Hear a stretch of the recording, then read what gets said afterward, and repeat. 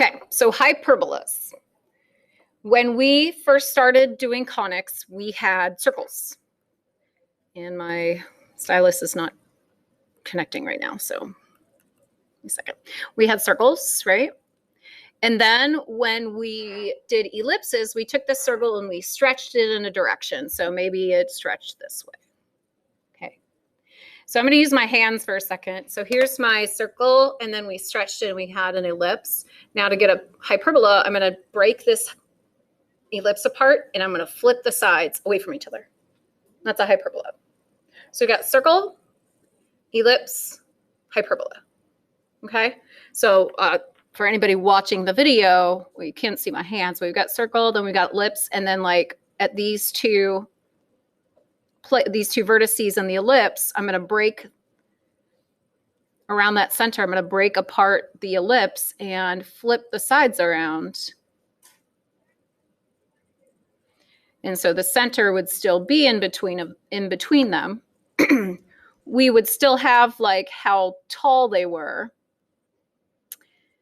These points that are vertices, they're still going to be vertices, the same place. They're just like flipped away from each other. When we did circle and when we did ellipse, there were extra points besides just the, actually it's not extra points on circle, sorry, circle's center.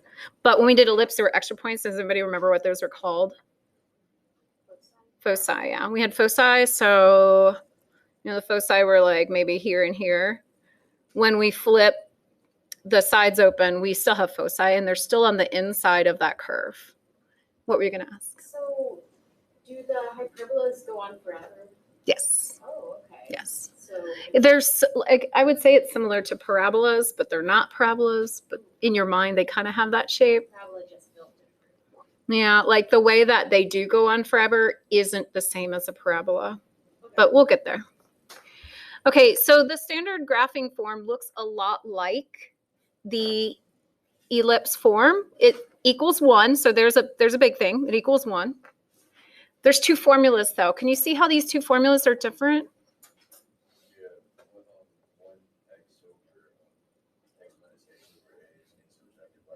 Uh-huh. Right. So we've got x first, and this one we've got y first. But the a squared and the b squared is still in the same order. When we did ellipses, the a squared and the b squared, that just mattered which one was bigger. Okay, I'm going to say that a squared is still bigger. But I put it in quotes because b squared is after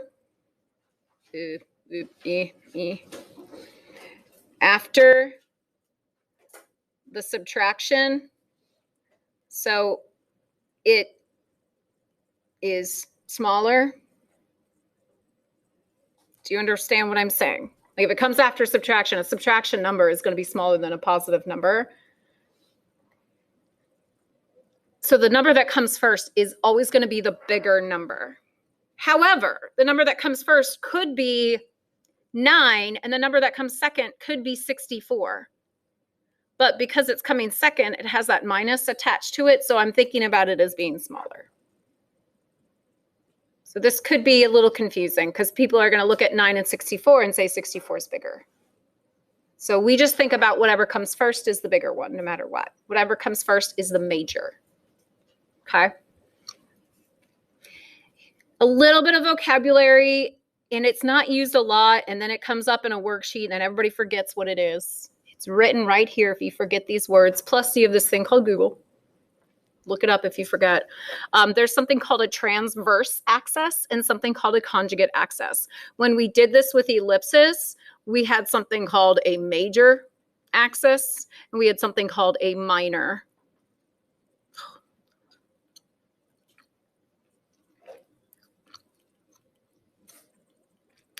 So these are a lot like the major and minor, but they have different words. Transverse axis contains the only vertices. So with the ellipse, the major axis contained the major vertices. The minor axis with the ellipse contained the minor vertices, but here the minor axis is called the conjugate axis, and it has no vertices. It does have length, but it has no vertices. Okay. Distance of A and B are used to form a rectangle. And we were forming rectangles before. So now the rectangle is going to be important. The foci have a distance of C from the center, just exactly how we had it before with ellipses. But the equation that we're going to use is different. This is different than the ellipse. The ellipse had subtraction. This one's a squared plus b squared equals c squared. Okay, ellipse had to be a squared minus b squared. This one is plus. The foci are always on the transverse axis, and they're always inside of those curves of the hyperbola. With these graphs, we have asymptotes. So this is what is new about hyperbolas. We have asymptotes, and the asymptotes are lines. We will use point slope formula to find these asymptotes, but then we will rewrite them into y equals mx plus b slope intercept form. Okay, let's try some. We have the first equation, and one thing that I'm looking at right now, even though this is on a worksheet of a hyperbola, so I know it's a hyperbola, what I'm looking at is the fact that there is a subtraction sign in between the x squared and the y squared terms. That subtraction sign is telling me this is a hyperbola because circles and ellipses were added. Is it in the correct form? No, because it needs to say equals 1. So let's divide by 36.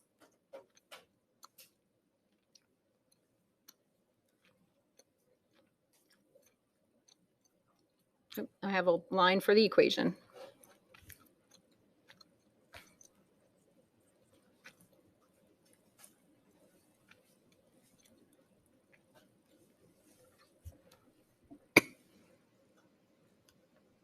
So our center is HK, and since we just have x squared and y squared, Caitlin, do you know where our center is?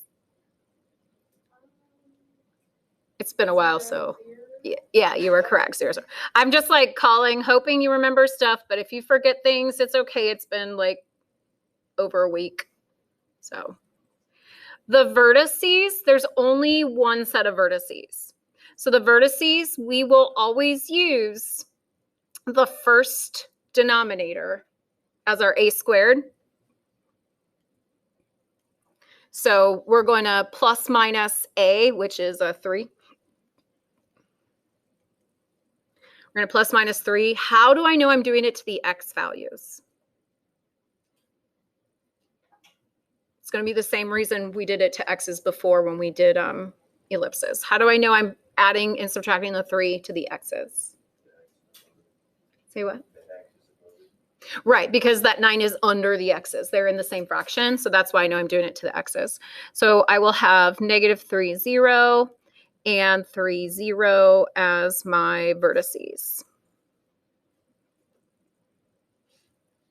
I mean, you can also just go to the graph and go out 3 in both x directions and then write the ordered pairs.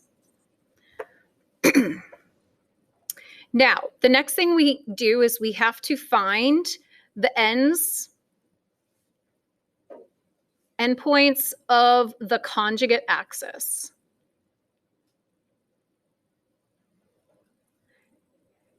And draw a rectangle. So it's not important information that we would list, but we still have to do it. So the conjugate axis, they're going to use that 4, and that's the b squared. So b would be plus minus 2. And since my a's were horizontal, my b's are going to be vertical. I'm just going to go up and down 2, and I'm not going to make it a dot because it's not a vertex, but I do need to know where that is. So I just made kind of like a little line through it. And from that, I'm going to use that length to form a rectangle, just like we were doing before when we were drawing ellipses.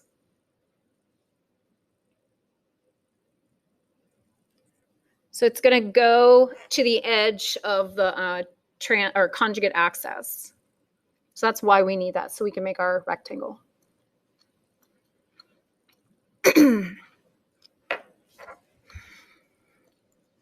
And from there, we're going to connect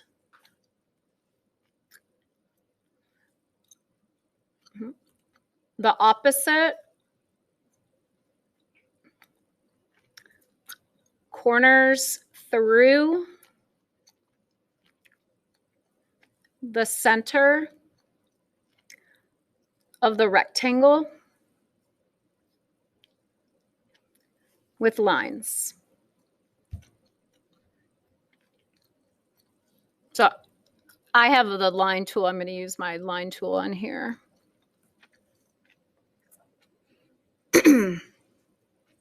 And since I don't exactly know where to start out here, I'm just going to look at the slope of this line. I'm going to start at my center, and I would go like up 2 over 3, up 2 over 3, up 2 over 3. And that way I can make sure that I'm drawing an accurate line and it doesn't take me 10 tries to do it. So since I just did that, I'm going to note the slope of that line is 2/3. That's going to be important in a little bit.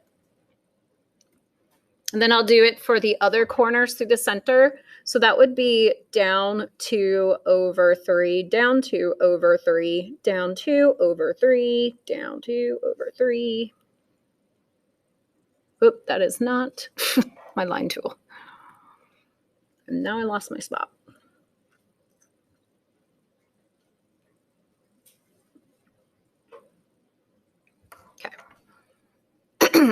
And that slope that I just did, the second one that I just did, was -2/3. The slopes of the two of them will be the same. Just one positive and one negative. And the 2 over 3 actually come from the original equation.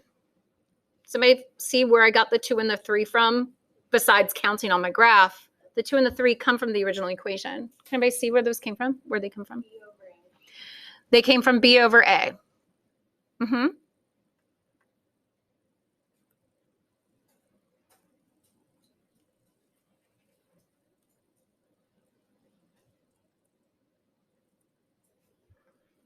Okay, keep going. Let's find our foci. So remember, the foci is a different formula than ellipses, and we have to know both formulas, and you have to know which is which.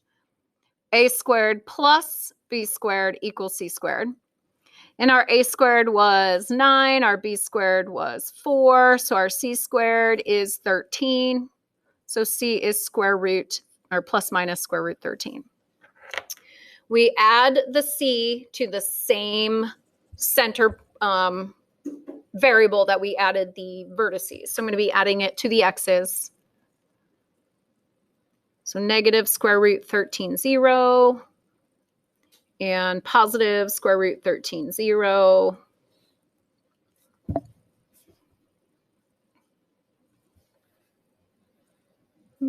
Square root 13.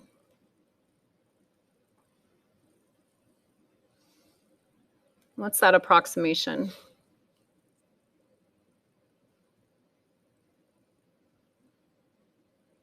Nick, do you know what it is approximately? Square root 13?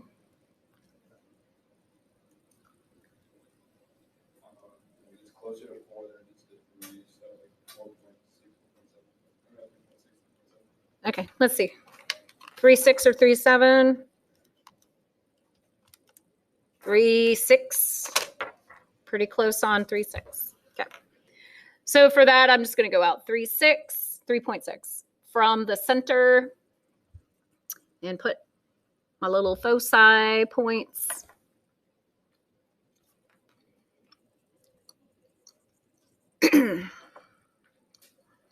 Okay, to draw the hyperbola, those pink vertices are like kind of the vertex of each branch. And then what you do is you use the lines, which I didn't say what they are yet, but we use the lines, which are going to be our asymptotes. And we've already studied asymptotes. The graph is going to get closer and closer and closer to it. It's not going to cross through it. So we're just going to use that to guide us drawing these branches. Ugh.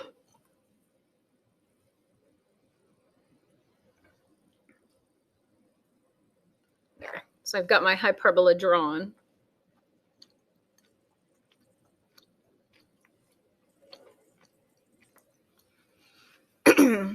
The last thing we have to do is find the equation of the asymptotes. So the equation might be really easy, and you should be able to look at it and find the equation for this one. Sometimes we need to use point slope formula. So we'll use point slope formula on the next ones. But this one, I hope we can find the equation of a line, because you should know the slope of it, and we should know the y-intercept of those two lines. John, what's the y-intercept of either of those green lines? Yeah. So if I do y equals mx plus b, one of them is going to be negative 2/3 x plus 0, and then the other one will be positive 2/3 x plus 0. When they get more complicated, we'll use the other formula to find it. Okay, are there any pressing questions before we try another example?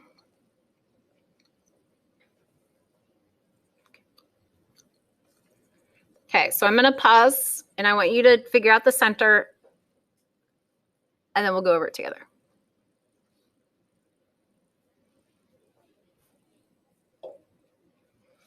You don't have to answer me, just who has the center so far?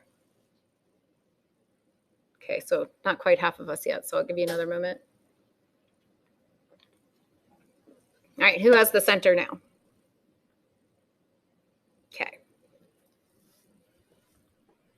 Who wants to tell me their center? You want to tell me, Marie? Yeah. Okay.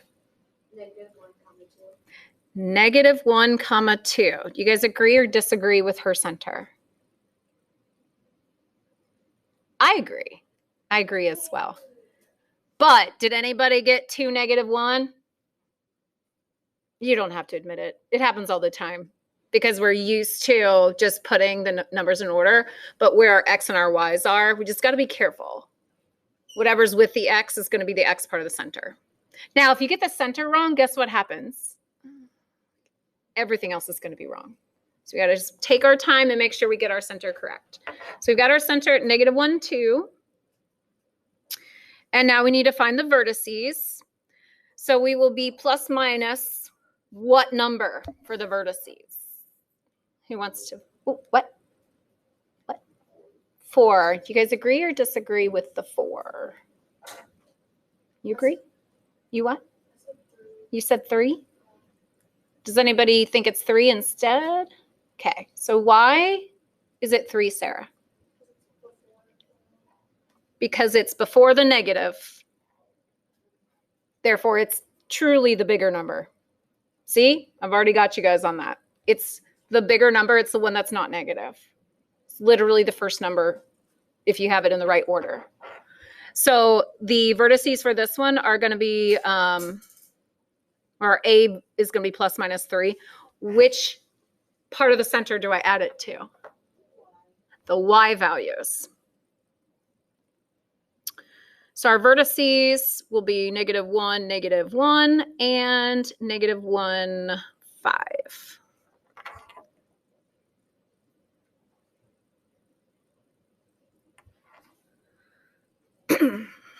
And then the next thing I want to do is I want to use the 4 on the other, on the x part, but it's not an actual dot. So I won't fill it out. I'm just going to draw it. And then from there, I can create my rectangle.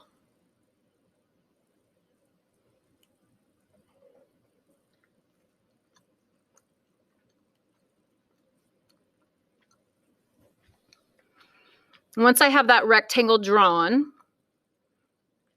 I'm going to draw the lines that pass through the corners. So from the center, I'm going up 3 over 4.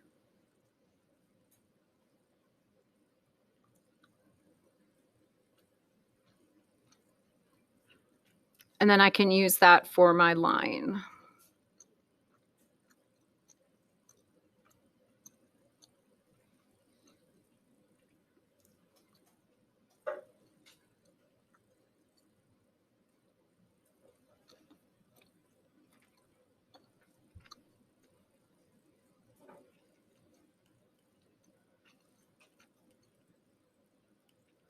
Now, what's the formula from the original question that gives us 3/4? Last time we said it was b/a. Is it the same? Oopsies. Is it still b/a? Which one's a? A is the 3, b is the 4. So for this time, the slope is a/b. So I'm showing you this because I think in the notes I have the slopes written in there. Do I? Or maybe I didn't even copy them. In the book, I know they have the slopes written, but it gets really confusing because you have to know when to use A on top and when to use B on top. And I think that just is too much for me to think about. Is there something else that we can think about for slopes? We definitely have to use the A and the B values, but how do I know which one goes on top?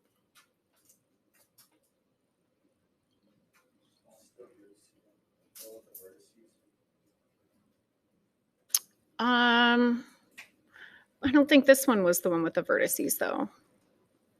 The one that went on top here was the not vertice.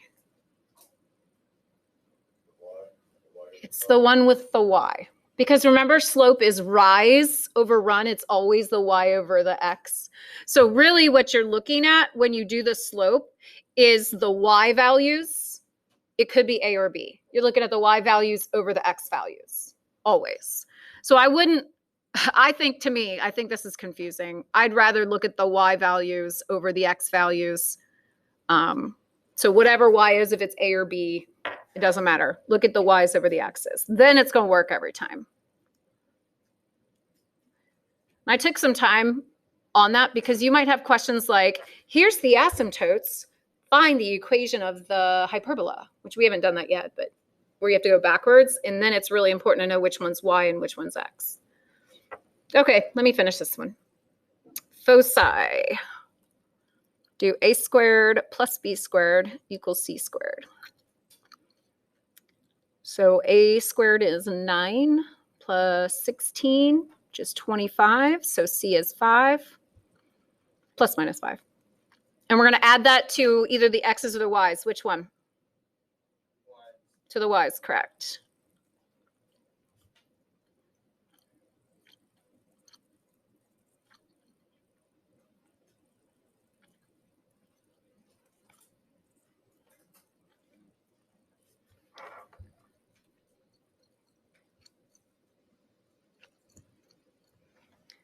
And then we'll use the vertex and the asymptotes to draw the branches of our hyperbolas.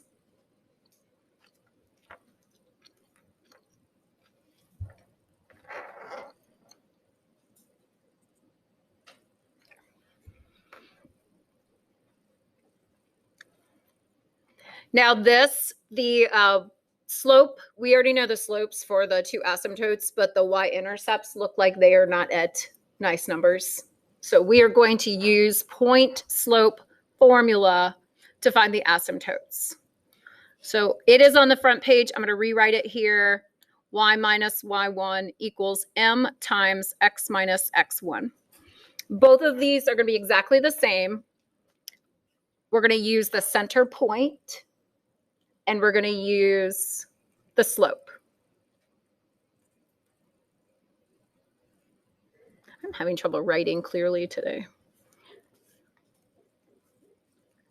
So we're going to use the center point and the slope. So I'll have y minus 2 equals, I'll go ahead and do the negative slope first, negative 3/4 x plus 1. And then my other equation is going to be y minus 2 equals positive 3/4 x plus 1. So they're going to be the exact same equations. One's positive and one's negative slope. So we're going to solve them similarly.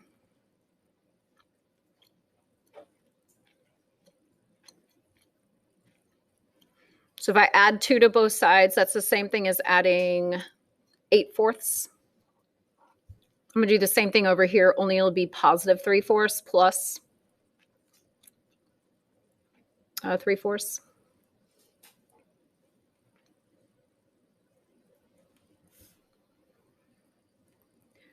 So I will get y equals negative 3/4 x plus 5/4.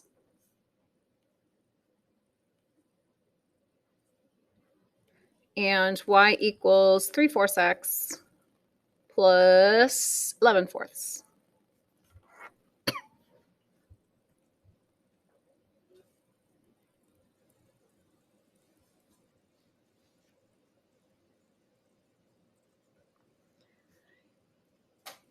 The more things that you can kind of just double check before you move on to the next question, so you didn't make any silly mistakes and not missing things where you know the math. I don't want you to like just miss points because you made a silly mistake. Just please check these, like 5/4 and 11/4. Let's go look at the graph and make sure it looks right. Because I feel pretty confident about graphing up and down, side to side. 5/4 is 1 1/4. Does that look correct on the graph? Yeah, 5/4. And then 11/4 is like 2 3/4.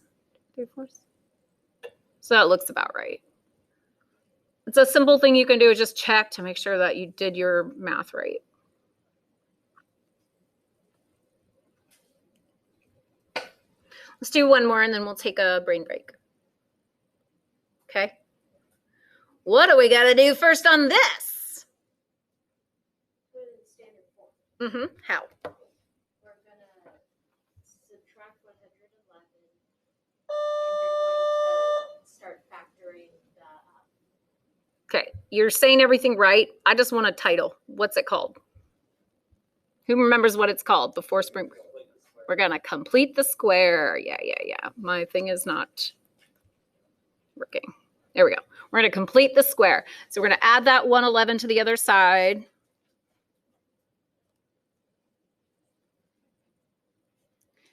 Good test on if you remember anything from before before spring break.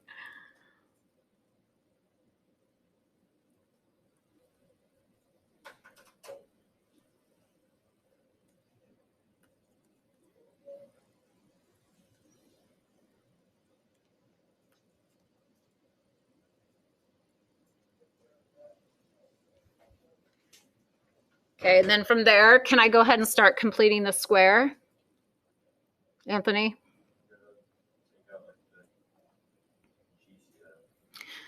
It's not always the GCF, but whatever that leading coefficient is, I got to take it out.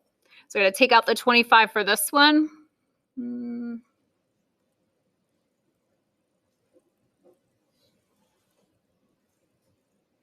then for this one, what am I taking out of this one? -4, correct. Who said that? Connor, was that you? No, that was Nick. Okay, good job. -4.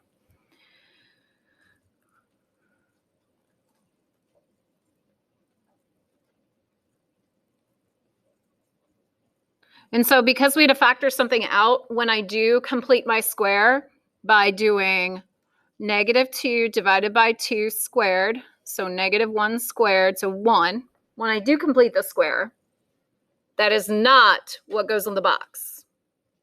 What goes in the box?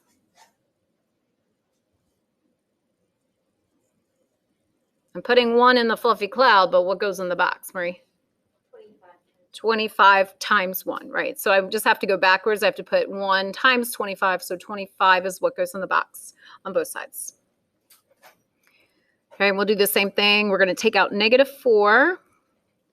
And I'll have y squared. Here's a part where people make silly mistakes. Nairi, you hanging in? Here's a part where people make silly mistakes. 24, take out the -4. That has to change the sign. You forget to change that sign, your center's going to be wrong, making everything wrong. Plus, I'm going to complete my square, and I get 9. But to the other side, I'm not adding 9. What am I going to add to the other side? Sarah penny. I'm not going to add 9. Do you know what I'm going to add to the other side?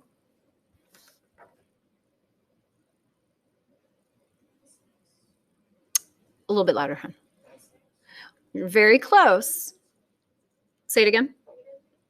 You're going to add negative 36 to the other side.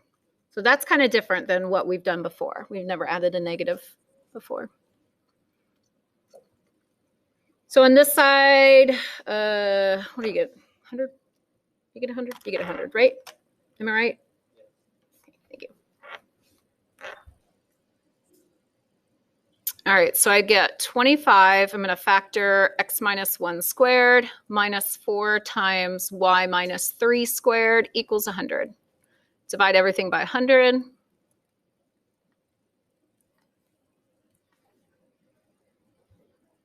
So we'll have x minus 1 squared over 4 minus y minus 3 squared over 25 equals 1 for our equation.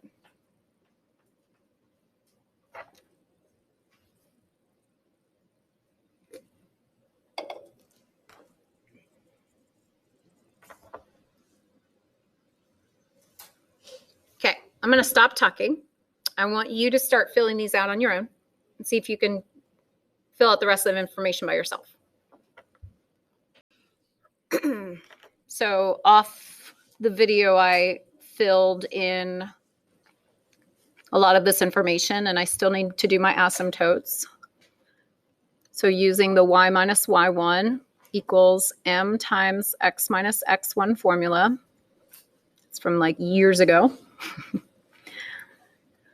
My slope was 5 over 2, yep, plus minus 5 halves. And my center is at 1, 3.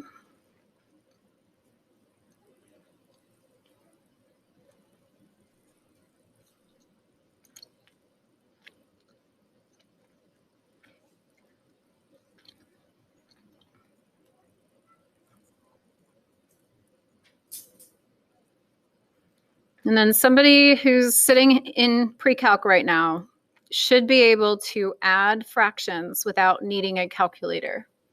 Oops, except for I just did it wrong. There we go. Should be able to add fractions without needing a calculator.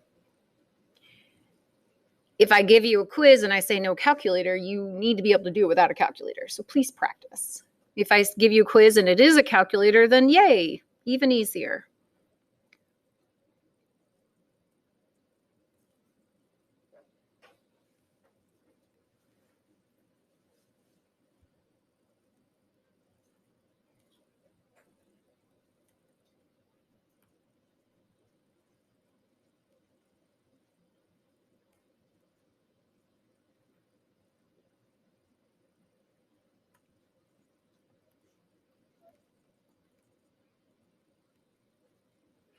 And then just mental notes as I'm doing this, because we are using Canvas for like quizzes now, just to make it consistent every time, is I'm always putting like the lower thing first. So when we did the vertices, I subtracted the 2 before I added the 2. When we did the foci, I subtracted the square root 29 before I added the square root 29. When I did the equation of the asymptotes, I put the negative slope first. So I'm like trying to be consistent so that when you go and do it on Canvas, you don't have to read all the directions and think about all that extra stuff because you were just consistent and did it that way every single time anyway. Okay, so just get used to putting these in order so that when we go and do them on Canvas, you got less to worry about. All right? Really, the order doesn't matter. I can always go back and fix your grade, but it's just nice to not have to do that. Okay, so we're going to take a quick brain break. So there's just one more of these. And I know some of you started it. I'm going to work through it. You're more than welcome to work faster than I do. There's just one little trick about this one, so that's why I wanted to go over it. So we're going to move the 196 over, and it becomes negative 196. I factor out that 25 from the x squared and from the 100. And I'm going to factor out the -4 from the y squared. When I factor out the -4, I've got to remember to change my sign on that y.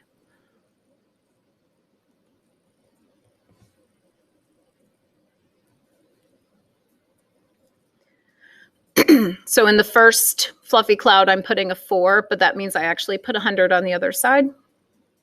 In the second fluffy cloud, I'm putting a 1, but that's a -4 on the other side. And yes, I just skipped like a ton of steps, but we've been doing complete the square for a bit. If you need a refresher on complete the square, I would be happy to help you. Add up all this and we get -100. So we're going to divide everything by -100.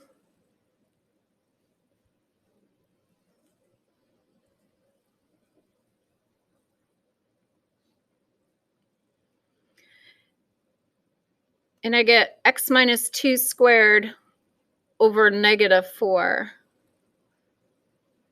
plus y minus 1 squared over 25 equals 1.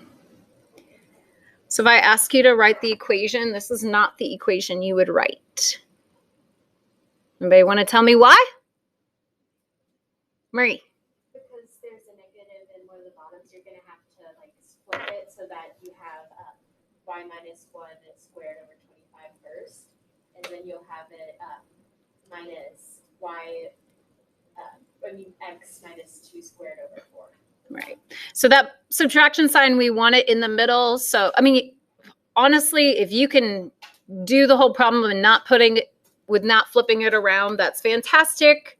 But if I ask you what's the equation, I want you to be able to put it in the correct order, which has the subtraction sign in the middle.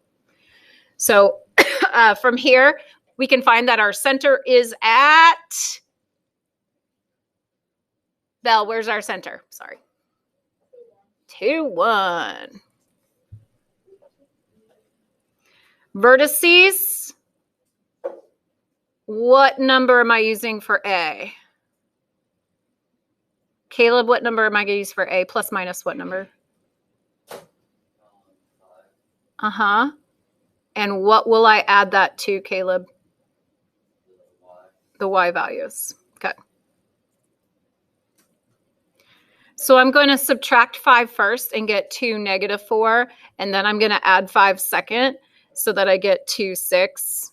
So it's in order, ready to be plugged in Canvas if we have a quiz or something, which we will someday. It will not be next class, but we will soon.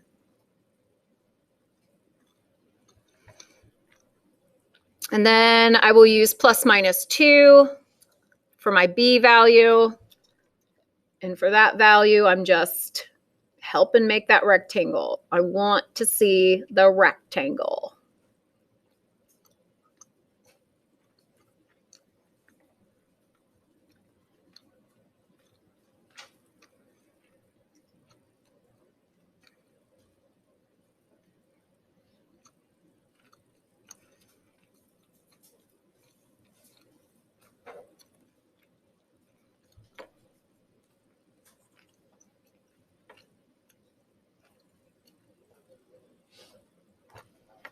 I draw my asymptotes, find my foci, a squared plus b squared equals c squared. We got another square root 29 situation, but this time it's being added to the y values.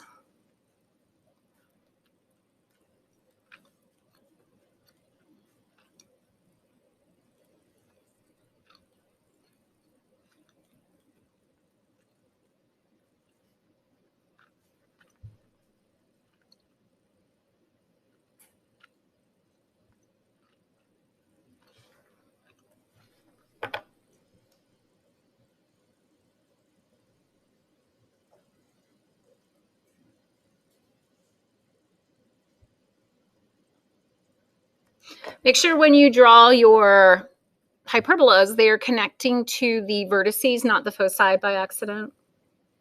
The foci have to be inside of the curve.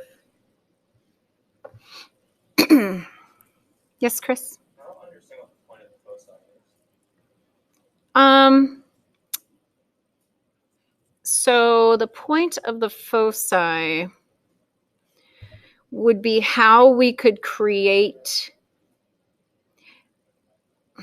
how we could construct hyperbolas by using distance and things like that, things that we are not as CP pre-calculus students going to do. So all you have to do is locate it. When we do parabolas, we're going to learn about the focus more than we did with hyperbolas. I mean, I could look some YouTube videos up for you if you really would want to know, but when we do them with parabolas, you'll understand a little bit more, and you might have forgotten all that fun crop circles that we were talking about. But when we were talking about ellipses, the two foci, we connected a string to both of these, and when we walked around where that string would, like, you know, go over here now, we walked around and the string would go over here now. The string stays like the same distance and it creates the ellipse. It's one of those kind of situations, only it's going to do it the other direction. It's just a very important point to create that, to construct that shape. But we are like learning the very basics of conics. We don't need that. So then the asymptotes here, we are plugging in, what was it? 5/2? Yeah. 1.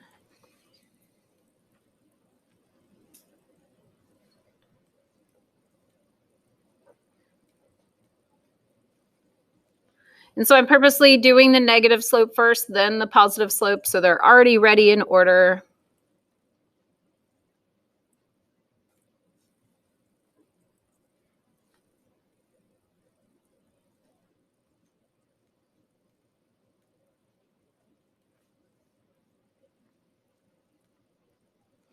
And the fraction cancels out, not the slope, but the y-intercept fraction.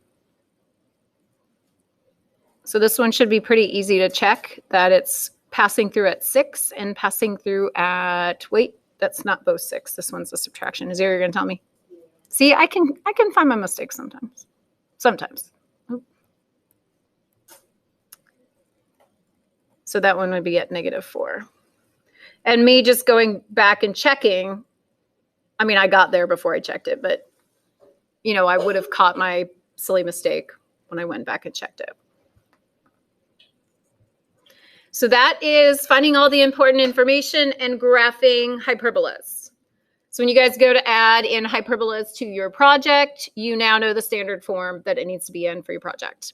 And when you do this in your project, you don't have to use both branches. When you use restrictions, you could use just, you know, this piece of a hyperbola. As long as you got that hyperbola, so you check that off on your rubric, that's how you're going to get the A, is that you've used everything in the correct form. Okay. And then the last section, we're going to go backwards. I have a graph here if you need to use it. Write the equation of a hyperbola with the given information. We've got vertices at -10,3 and 10,3, and then we have foci at -12,3 and 12,3. So we need the center. Just looking at the vertices and the foci, I'm pretty sure my center's at something 3. Yeah? What is it? 0, 3.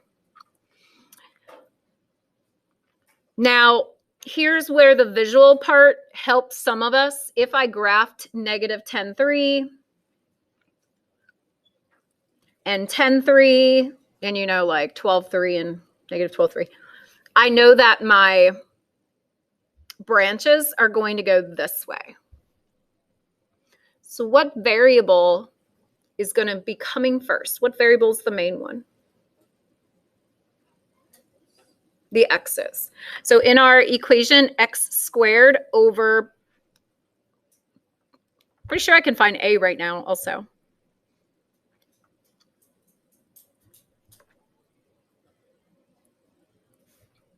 A?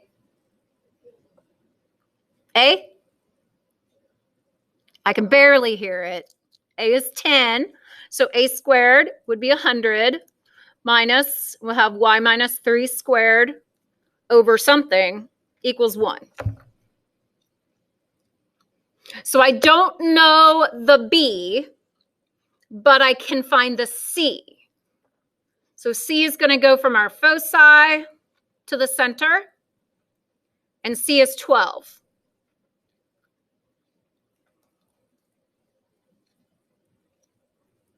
So C squared is 144. We use A squared plus B squared equals C squared. 100 plus B squared is 144. What's B squared? 44. Done. That's all I had to do. Didn't have to find any other information. That's all we had to do.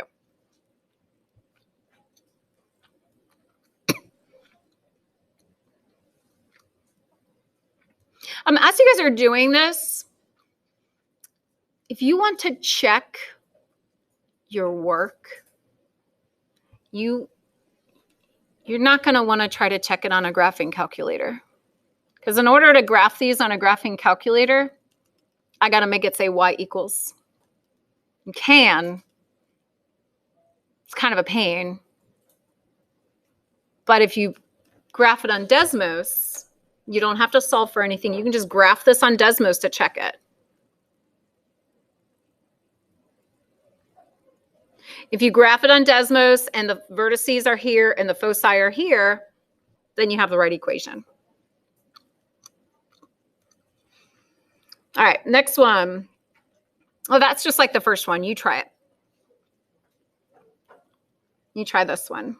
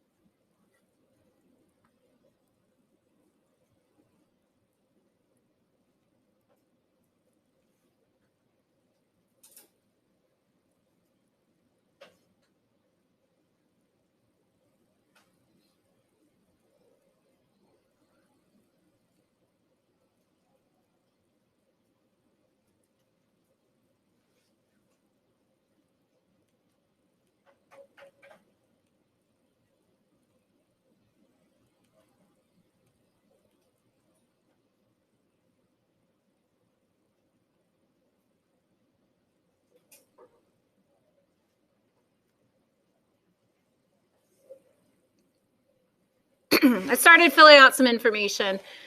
Caroline, can you tell me what variable comes first in my answer? Is it the x's or the y's?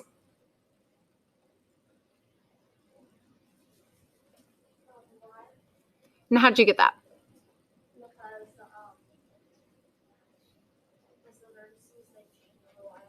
Right.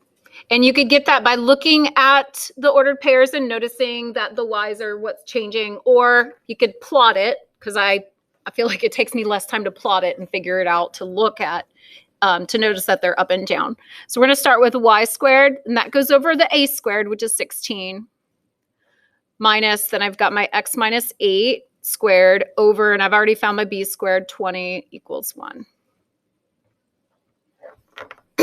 Then a squared plus b squared equals 36 c squared.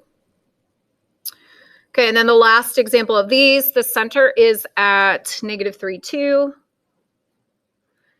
The foci are at negative 3, 7, and negative 3, negative 3. It has a length of a conjugate axis is 8.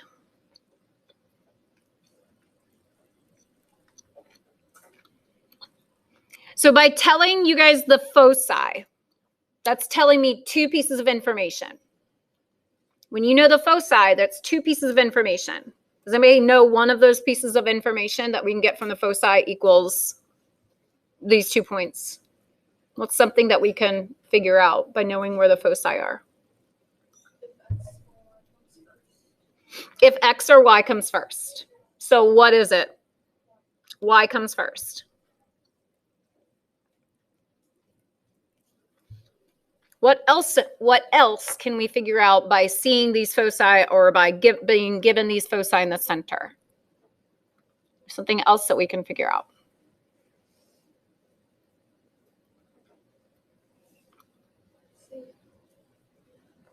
C. C is from the center to each focal point. 5, so C squared is 25. So what's this conjugate axis equals 8 mean?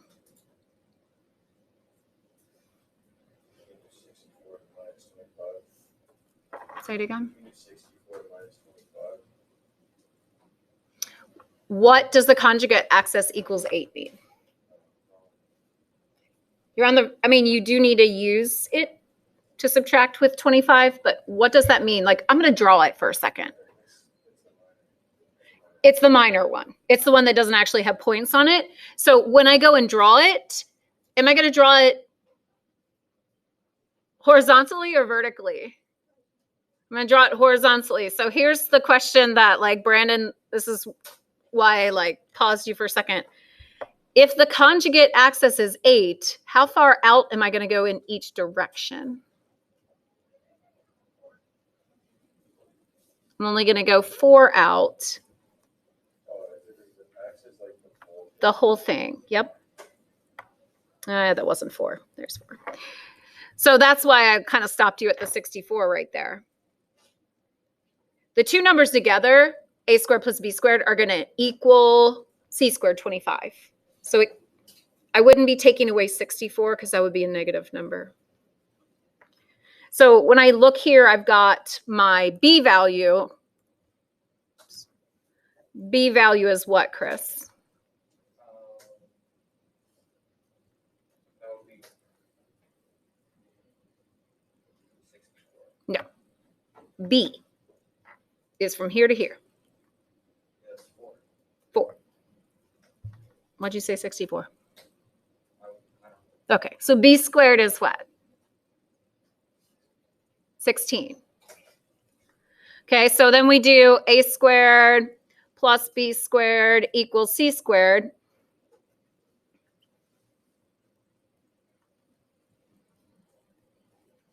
So my a squared is going to be 9. So y comes first. So I really have to think about this too. So y is the 2. Y minus 2 squared over my a squared is 9 minus x plus 3 squared over my b squared, which was 16, equals 1. There we go. So a couple of these get a little tricky because they're not in the same order that the other ones were in. And that's all we have for notes. You guys have, it's a book.